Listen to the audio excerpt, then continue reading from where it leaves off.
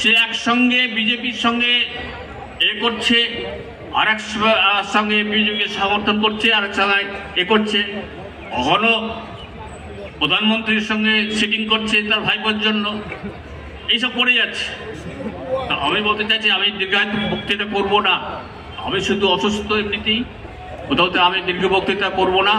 আমি শুধু এটুকু বলতে চাইছি যে আপনারা এখানে বুঝতে পেরেছেন, আগামী দিনে এই সরকারকে হটাতে হবে।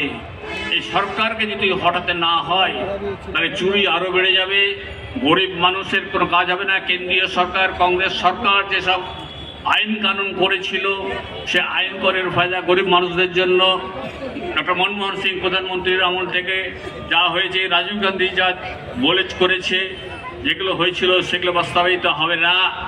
এরা চুরি করেই চলে যাবে, 30%, 35%, 40% খেয়ে দিয়ে তাদের 4তলা, 5তলা, 6তলা বাড়ি হবে।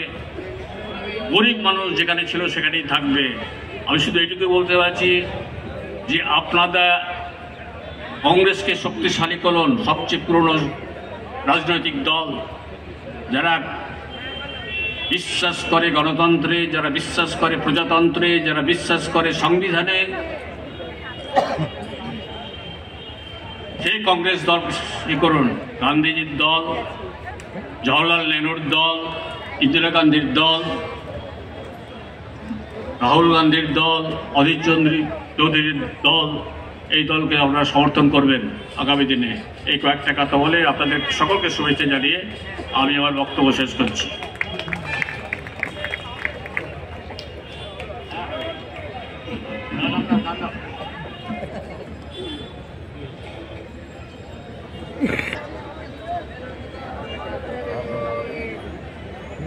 একটা